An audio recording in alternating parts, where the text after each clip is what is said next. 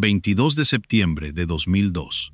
Dos mujeres salen de un teatro en la Ciudad de México y no llegan a casa. Hombres con armas largas rompen el cristal del auto, las golpean, se las llevan. Y horas después, del otro lado de la frontera, en Nueva York, suena un teléfono con una cifra brutal: $5 millones. Esas dos mujeres son hermanas de Thalía, la mujer más famosa de la música latina. Detente y piénsalo. La niña que un día no pudo hablar, ahora tenía que negociar la vida de su propia sangre. Pero esto no es solo la historia de un secuestro. Es la historia de lo que ese secuestro despertó. Porque de esa noche nacieron 6 heridas que esta familia preferiría que tú nunca juntaras. 1. Lo que de verdad pasó dentro de esas semanas de cautiverio. 2. La enfermedad que casi la mata, en silencio, mientras sonreía en pantalla. 3. El rumor más cruel de todos: ¿se negó a pagar por sus propias hermanas? 4. La guerra que la separó de Laura Zapata durante más de 20 años. 5. Un funeral, unas cenizas y una pelea que ni la muerte pudo detener. Y 6. La acusación que una hermana se atrevió a dejar por escrito contra la otra y que jamás se pudo probar. Te voy a avisar cuando llegue cada una. Guárdalas. Y aquí no te voy a inventar amantes ni crímenes. No te voy a decir que el FBI investigó a nadie, ni te voy a poner cifras falsas. Te voy a contar solo lo que está documentado y lo que, hasta hoy, sigue siendo una pregunta sin respuesta. Porque al final, todo se reduce a una sola frase: el silencio también es una condena. Y para entenderla, primero tienes que conocer a la niña que enmudeció. Ciudad de México, 26 de agosto de 1971. Nace Ariadna Thalía Sodi Miranda, la menor de 5 hermanas. Su padre, Ernesto Sodi Pallares, no era un hombre cualquiera. Médico, criminólogo, un intelectual respetado, de apellido con peso. Su madre, Yolanda Miranda Mange, pintora, una mujer de carácter de hierro. En esa casa se respiraba arte, disciplina y ambición, por partes iguales. Pero cuando Thalía tenía apenas 5 años, su padre murió. Y aquí nace la primera herida, la que lo explica todo. Según ella misma ha contado a lo largo de los años, el golpe fue tan devastador que la niña dejó de hablar. No durante un día, no durante una semana. Durante casi un año entero, Thalía se encerró en el silencio. Imagina la escena: una casa llena de mujeres y una niña de 5 años que ya no pronuncia una sola palabra, que aprende, demasiado pronto, una lección que la perseguirá toda la vida. Cuando el dolor es insoportable, uno se calla. Guarda ese detalle, porque ese silencio no se quedó en la infancia. Ese silencio va a regresar. Va a regresar entre hermanas. Va a regresar en un hospital. Va a regresar en un funeral. Cada vez que esta familia elija no mirarse a la cara. El silencio también es una condena. Y Thalía la conoció antes de aprender a leer. Su madre no la dejó hundirse. Yolanda la llevó con médicos, con psicólogos, la fue sacando del pozo, paso a paso. Le repetía una frase que la niña se grabó para siempre: en esta casa solo hay mujeres, y el mundo es de los hombres, así que hay que ser el doble de fuertes. Y entonces Yolanda descubrió algo: que esa niña callada, cuando nadie la escuchaba, cantaba. Y cantaba distinto, con una fuerza que no cabía en un cuerpo tan pequeño. Ese día, Yolanda dejó de ser solo una madre. Se volvió su entrenadora, su estratega, su manager, la arquitecta de la estrella, mucho antes de que la estrella existiera. Muy pronto, la niña que no hablaba ya cantaba frente a las cámaras. Y con cada año, los escenarios se hacían más grandes. Aprendió a trabajar como una adulta siendo apenas una niña. Aprendió a sonreír aunque por dentro doliera. Aprendió que descansar no era una opción, porque toda una familia empezaba a depender de su voz. Su madre le puso una sola condición para dejarla actuar: que jamás descuidara la escuela. Y Thalía cumplió.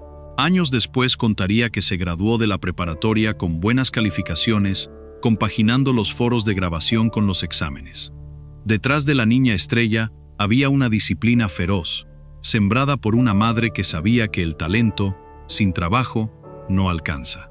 Y aquí guarda otro nombre, porque en esa misma casa crecía otra niña que también soñaba con los reflectores. Una media hermana mayor, hija de otro padre. Su nombre, Laura Zapata. Detente un segundo, porque esa hermana, la que en este momento comparte techo, apellido materno y sueños, es la misma que, décadas después, no irá a un funeral. La misma que, frente a las cámaras, dirá que solo espera que Dios la perdone. Pero para eso, todavía falta mucho. Por ahora, hay una madre que empuja, una niña que cambió el silencio por el aplauso, y un país entero a punto de caer rendido a sus pies. ¿Cómo se convierte una niña que no hablaba en la voz que escucharían casi 2.000 millones de personas? Esa es la siguiente parte de esta historia. La niña que no hablaba encontró su voz en el peor lugar para esconderse. Un escenario. Primero, un grupo infantil llamado Din Din. Y en 1986, El Salto Grande. Thalía entra a Timbiriche, el grupo juvenil más importante de México. Ahí se forja de verdad. Giras, grabaciones, cámaras. La presión de gustarle a un país entero antes de cumplir los 20. Y sí, ya desde entonces empezaron los rumores. Que si había una rivalidad con otra de las chicas del grupo, Paulina Rubio. Con los años, ambas lo minimizaron. Y cuando la vida golpeó, Paulina fue de las primeras en mandarle cariño. Así que déjalo donde pertenece, en los rumores. Y sigamos. Porque lo que venía era mucho más grande que un grupo. Thalía se lanza como solista. Y entonces llega la explosión. La que la convirtió en leyenda. Las telenovelas, primero Quinceañera, y luego la trilogía que la volvió inmortal. Las Tres Marías. María Mercedes, en 1992. Marimar, en 1994. Y María la del Barrio, un año después. 3 historias. 3 mujeres humildes que lo perdían todo y ganaban al final. ¿Y sabes por qué funcionaron? Porque Thalía no estaba actuando la pobreza. La conocía. Había crecido con ella. Cuando lloraba en pantalla, medio continente lloraba con ella, porque esas lágrimas se sentían verdaderas. Detente y mide esto. Esas telenovelas se vieron en más de 180 países. Cerca de 2.000 millones de personas la vieron llorar, luchar y triunfar.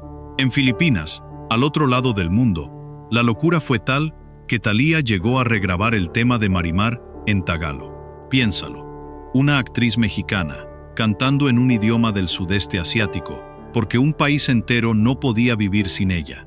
En 1999 cerró esa etapa con Rosalinda y colgó las telenovelas en la cima absoluta. Fue un fenómeno tan grande que llegó a agotarla. Se ha contado que, hacia el final de María la del Barrio, Thalía estaba tan desgastada de vivir años enteros dentro de la piel de las Marías, que por un tiempo su personaje aparecía solo por cartas y llamadas telefónicas, hasta que su director y sus compañeros le rogaron volver al set para cerrar la historia que tenía hipnotizado a medio planeta. La niña muda ahora tenía la voz que el planeta imitaba.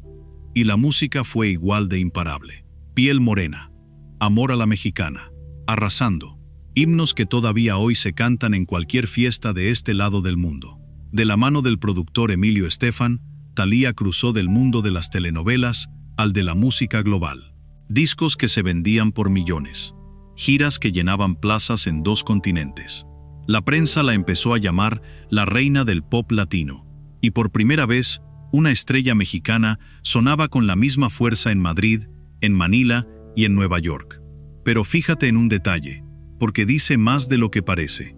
En esos años nació una leyenda urbana que México nunca soltó, esa cintura diminuta, casi imposible. Y la gente empezó a decir, en patios de escuela y en salones de belleza, que Thalía se había quitado un par de costillas para lograrla. Ella lo ha desmentido siempre, con humor. Llegó a mostrar, en broma, unas costillas en un frasco.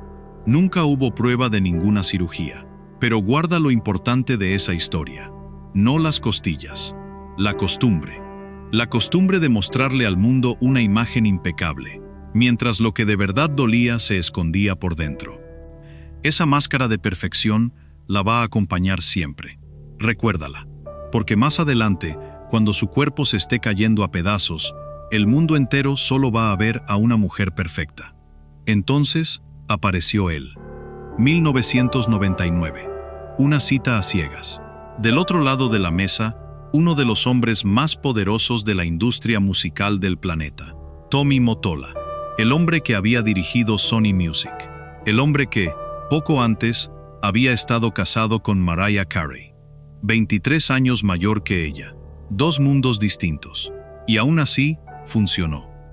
Guarda este nombre, Tommy Mottola, porque el hombre que le dio el cuento de hadas es, sin quererlo, la razón por la que unos criminales pondrían precio a la sangre de su familia. El 2 de diciembre del año 2000, se casaron en la Catedral de San Patricio, en Nueva York.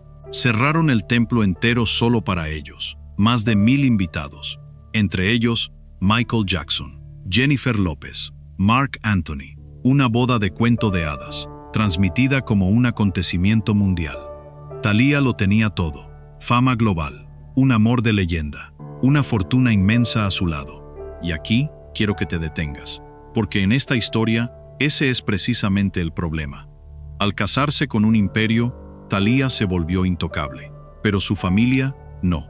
Su familia se volvió un blanco, porque cuando el mundo entero sabe que tienes acceso a millones, siempre hay alguien dispuesto a cobrarlos con sangre ajena.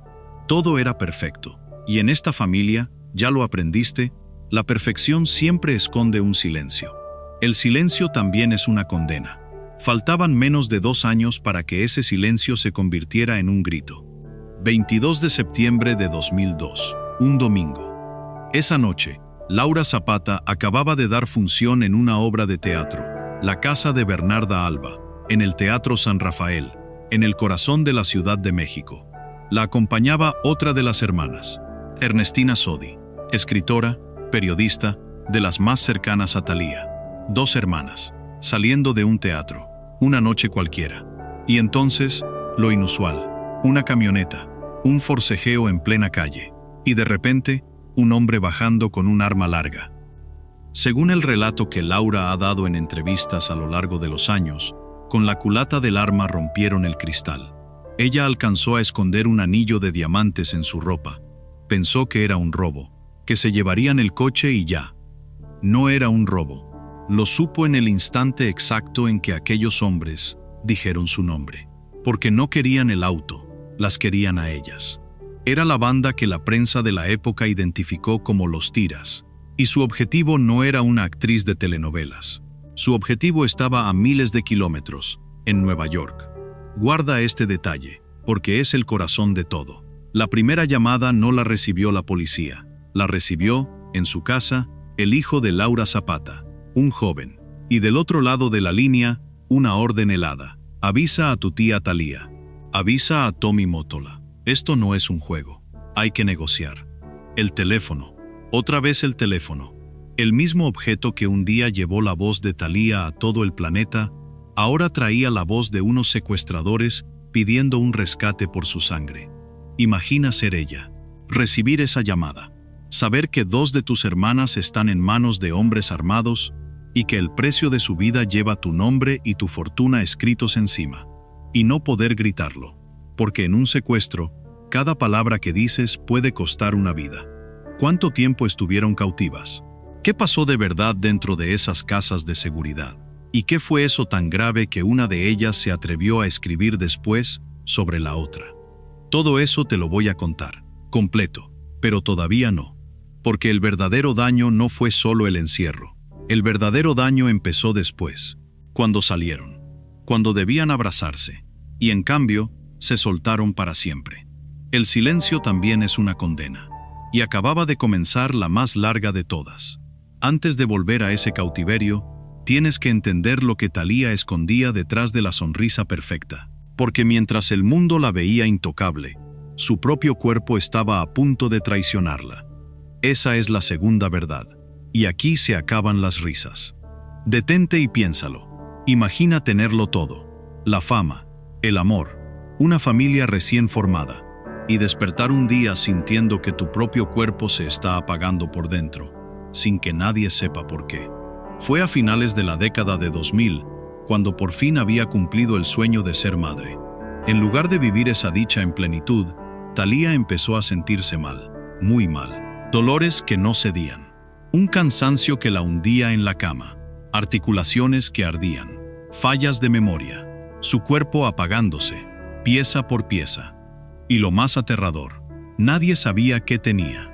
Según ella misma ha relatado, pasó más de un año buscando respuestas. Más de un año yendo de médico en médico, mientras el dolor crecía y los estudios no explicaban nada. Le decían que era estrés, que descansara, pero ella sabía que algo por dentro estaba fallando de verdad.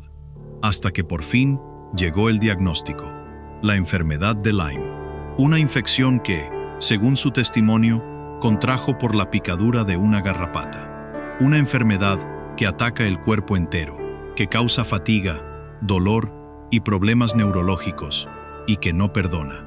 Durante mucho tiempo lo vivió en privado, mientras seguía grabando, cantando y sonriendo en cada alfombra roja. Solo años después decidió hacerlo público, para que otros que sufrían lo mismo, sin diagnóstico y sin nombre, supieran que no estaban solos. Guarda este detalle, porque es de los más duros de toda esta historia. Thalía ha contado que hubo un momento en que ya no quería seguir. Un momento en que el dolor era tan insoportable que pensó en rendirse, en dejarse ir. Tú, que alguna vez has visto a alguien luchar contra una enfermedad que nadie entendía, tú sabes lo que es esa soledad. Sabes lo que es sonreír para que los demás no se preocupen, mientras por dentro te derrumbas. Piénsalo bien. El planeta entero la veía como una diosa intocable, imposible, perfecta. Y al mismo tiempo, esa misma mujer estaba en su cama, en su punto más bajo, preguntándose si valía la pena seguir respirando. Esa es la máscara. Esa es la condena de la perfección. Sonreír para 2.000 millones de personas, mientras por dentro te estás rompiendo, en el silencio más absoluto. Pero no se rindió, se aferró a su esposo, a sus hijos, a la vida. Y de esa lucha, años después, nació un libro, su testimonio más íntimo. Lo tituló con las 3 palabras que resumen su existencia entera: cada día más fuerte. En ese libro, Thalía por fin habló. Habló de la muerte de su padre, habló de esta enfermedad, y habló, también, de la herida que todavía no te he terminado de contar, la más profunda de todas, porque sobrevivió a su propio cuerpo, sobrevivió a una enfermedad que casi la vence, en silencio. Lo que no sobrevivió fue el amor entre ella y sus hermanas. Antes de seguir, ubícate. Vamos a mitad del camino. Ya viste nacer la herida. Ya viste el secuestro empezar, esa noche a la salida del teatro. Ya te conté la enfermedad que casi la mata en silencio. Pero todavía te debo 4 cosas. Te debo el rumor más cruel que se dijo de ella. Te debo la guerra de más de 20 años con Laura Zapata. Te debo el funeral y las cenizas. Y te debo la más oscura de todas. La acusación que una hermana dejó por escrito contra la otra. La siguiente es la que más duele. Vamos con ella. Mientras las hermanas seguían secuestradas, en manos de hombres armados, empezó a correr un rumor. Y fue tan venenoso, que todavía persigue a Thalía hasta el día de hoy. El rumor decía algo brutal: que Thalía se negó a pagar el rescate, que la mujer más rica del espectáculo mexicano no quiso soltar el dinero para salvar a sus propias hermanas. Detente. Piensa en el peso de esa acusación. No hablamos de un chisme sobre un vestido. Hablamos de decir que una mujer dejó a su sangre en manos de secuestradores por no abrir la cartera. ¿De dónde salió esa versión? Aquí, como siempre, hay 2. Por un lado, según declaraciones atribuidas a Juan Sodi de la Tijera, ex esposo de Laura Zapata, Thalía no habría querido usar el dinero de su esposo, Tommy Motola. De ahí nació la idea de que la cantante no quiso apoyarlas. Y algo que hay que entender: este no fue un secuestro cualquiera. Fue uno de los que más conmoción causó en la historia del espectáculo mexicano. Durante semanas, el país entero siguió el caso, mientras una de sus artistas más queridas vivía, en carne propia, la misma pesadilla que golpeaba a miles de familias mexicanas en aquellos años. Pero por el otro lado, está la voz que más peso tiene de todas, la de la propia víctima. Porque Ernestina Sodi, ya en libertad, frente a los medios, dijo lo contrario. Afirmó públicamente que fue Thalía quien logró su liberación, que gracias a las gestiones de su hermana menor, ella salió con vida. ¿A quién le crees? ¿A la versión del rumor o a la mujer que estuvo dentro de esa casa de seguridad y salió agradeciendo a Thalía por su vida? Guarda esa pregunta, porque aunque Ernestina agradeció, algo dentro de esta familia ya se había roto para siempre. Y eso nos lleva a la cuarta verdad: la guerra. Las hermanas salieron vivas, pero no salieron iguales. Y en los años siguientes, en lugar de sanar juntas, cada una tomó su propio camino con esa herida. Y esos caminos chocaron de frente. Laura Zapata decidió contar lo vivido a su manera. Llevó la experiencia al teatro, en una puesta en escena sobre aquel secuestro, titulada Cautivas.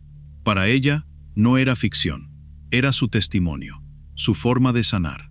Pero a la familia no le gustó nada. Y aquí viene un detalle que te dice quién tenía el poder en esta historia. Según los reportes de la época, al escritor de la obra, Víctor Hugo Rascón Banda, le habrían advertido que enfrentaría una demanda si usaba en el guión los nombres de Thalía o de Tommy Motola. Una presión legal para mantener esos nombres fuera del escenario. Imagínalo. Una mujer que apenas sobrevivió a un secuestro, intentando contar su verdad en un teatro. Y del otro lado, el poder de uno de los hombres más influyentes de la música, marcando qué se podía decir y qué no. Detente y piénsalo. Cuando el dolor de una víctima choca con la imagen pública de una estrella, ¿cuál de los dos crees que suele ganar? Y de ahí, todo fue cuesta abajo. Reproches, declaraciones cruzadas en televisión, año tras año, cada una contando su versión en un programa distinto. En una ocasión, Laura aseguró que le había pedido a Thalía que frenara a una amiga suya, la conductora Yolanda Andrade, por comentarios que consideraba dañinos para la familia.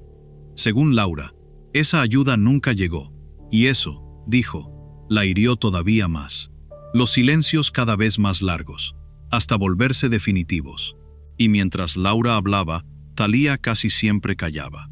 Rara vez respondía a los ataques. Elegía el silencio, como aquella niña de 5 años. Pero en una familia herida, el silencio no siempre se lee como paz. A veces se lee como distancia.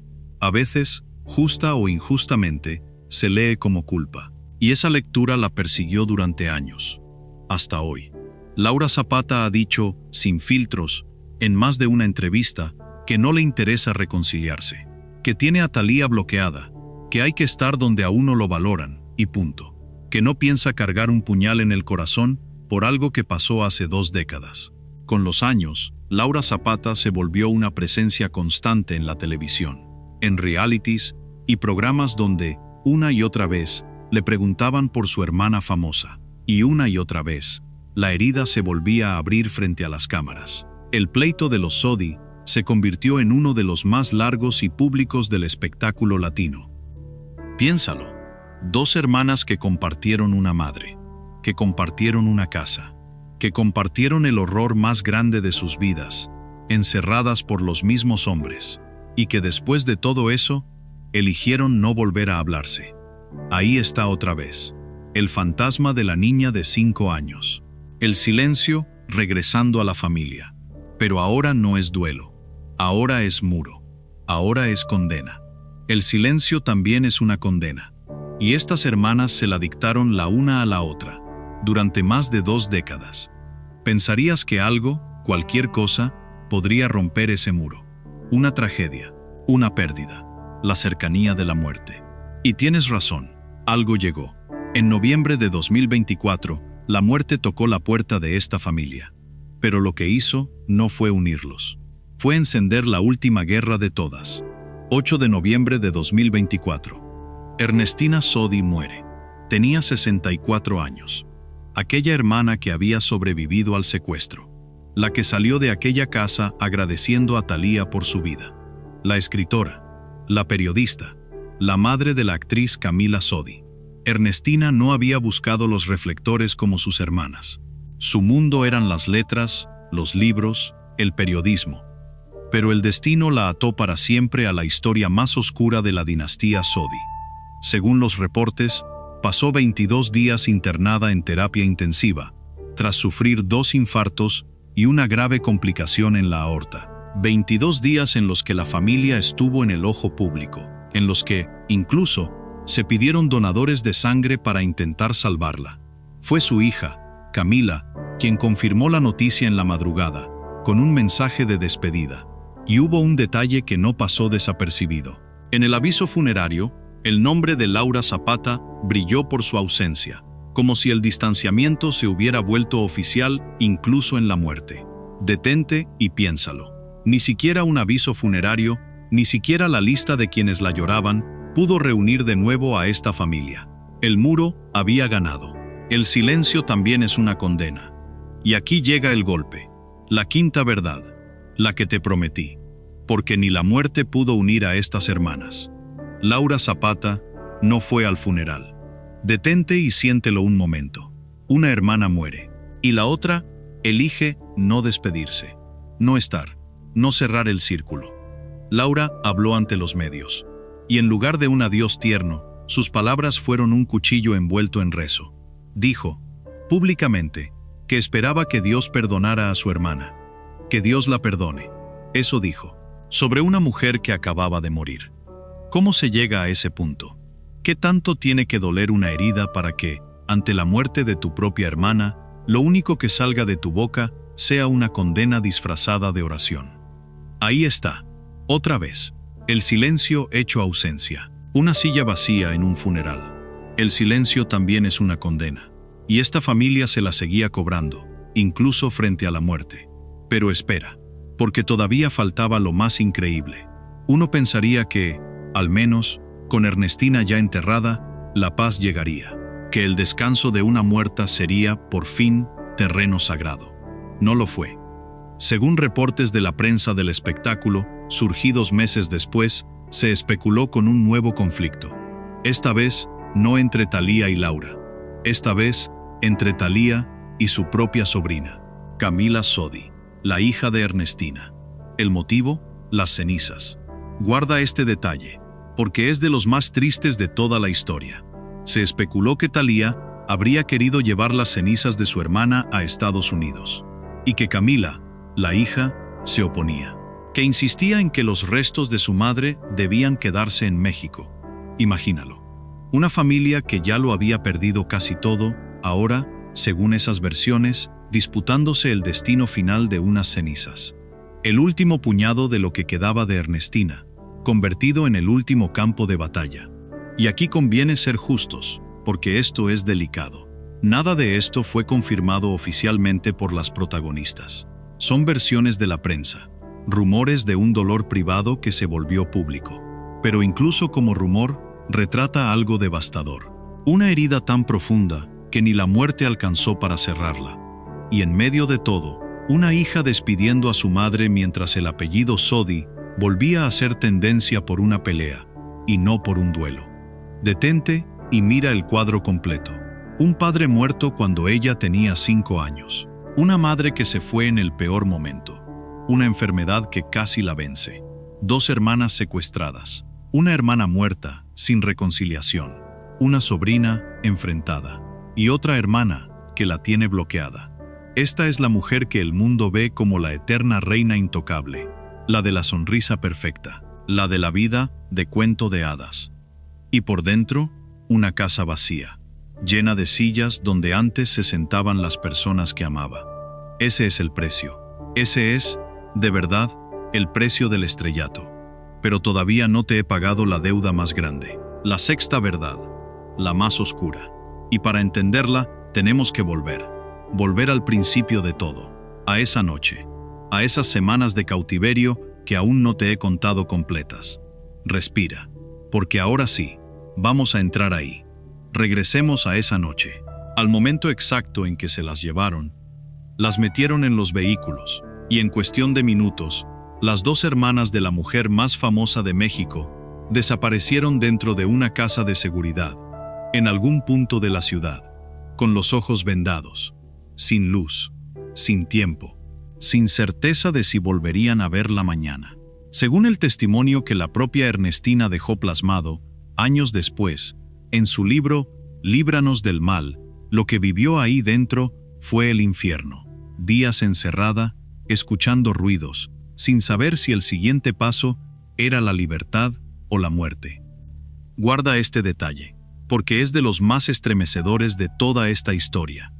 Ernestina relató que, en algún momento, la metieron en la cajuela de un auto, amarrada, de pies y manos, y contó que lo primero que sintió fue que le faltaba el aire, que, encerrada en esa oscuridad, con una manta encima, empezó a perder la cordura, y que la certeza que la invadió fue una sola. Aquí me van a matar.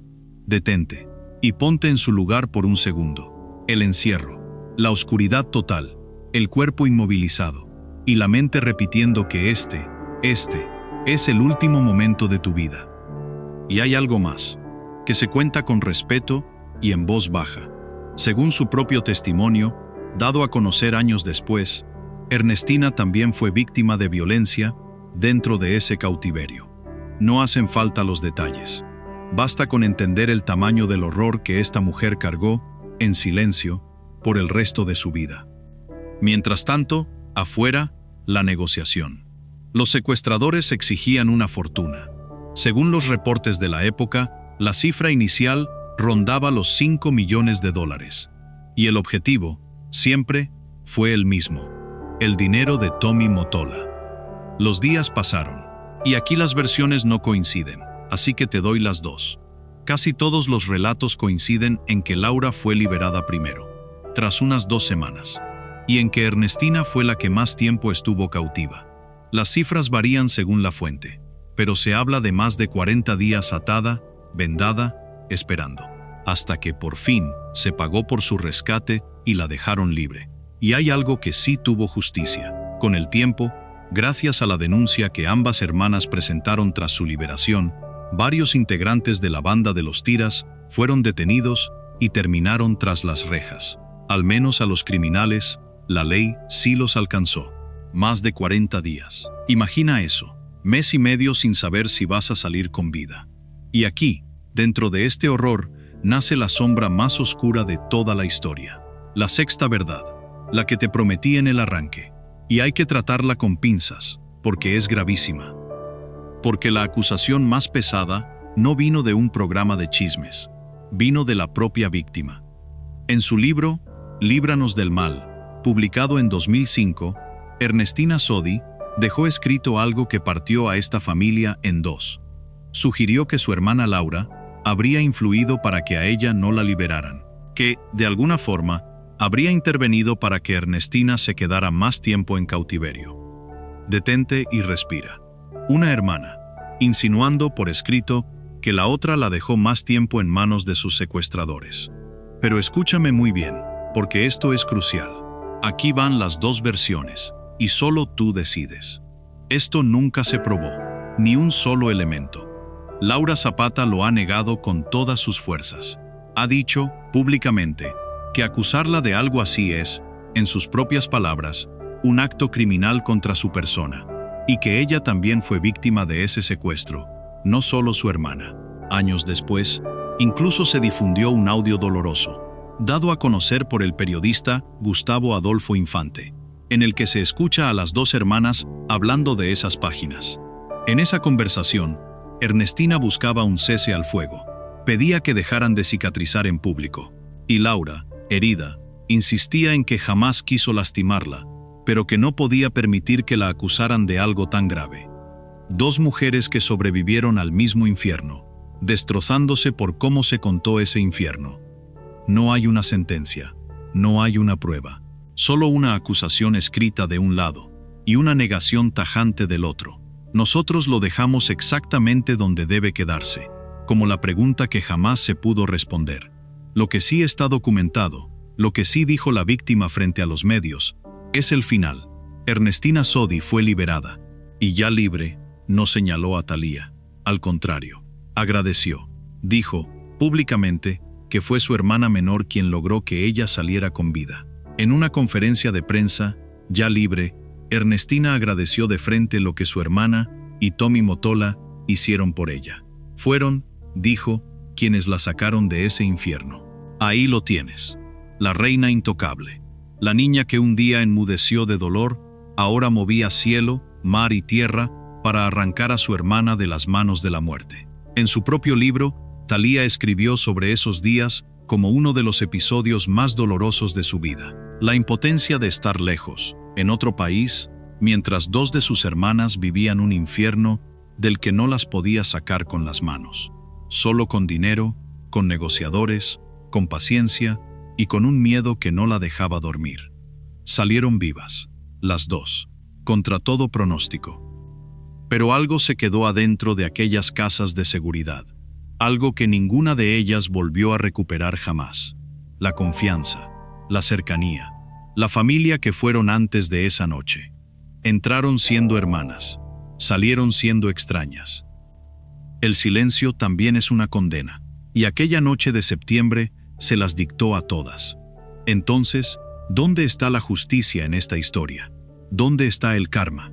Porque si viniste esperando ver a una villana caer, tengo que ser honesto contigo. Esa no es esta historia. Aquí no hay una culpable a la que el destino castigó. Aquí no hay una malvada que recibió su merecido. Lo que hay es algo más incómodo y más humano. Aquí, el castigo no lo dictó ningún juez, se lo dictaron ellas mismas. Piénsalo, lo que se siembra se cosecha. Y en esta familia se sembró rencor durante más de 20 años. La cosecha, 2 hermanas que se murieron sin volver a abrazarse. Una sobrina enfrentada. Sillas vacías en cada mesa. Ese fue el precio. No lo pagó una sola. Lo pagaron todas. El verdadero karma de esta historia no es una tragedia espectacular. Es algo mucho más silencioso. Es el tiempo perdido. Son los años que no volverán. Es despertar un día y darte cuenta de que ya no queda nadie a quien llamar. Y hablando de llamadas, deja que te cuente la herida que faltaba, la que quizá lo explica todo.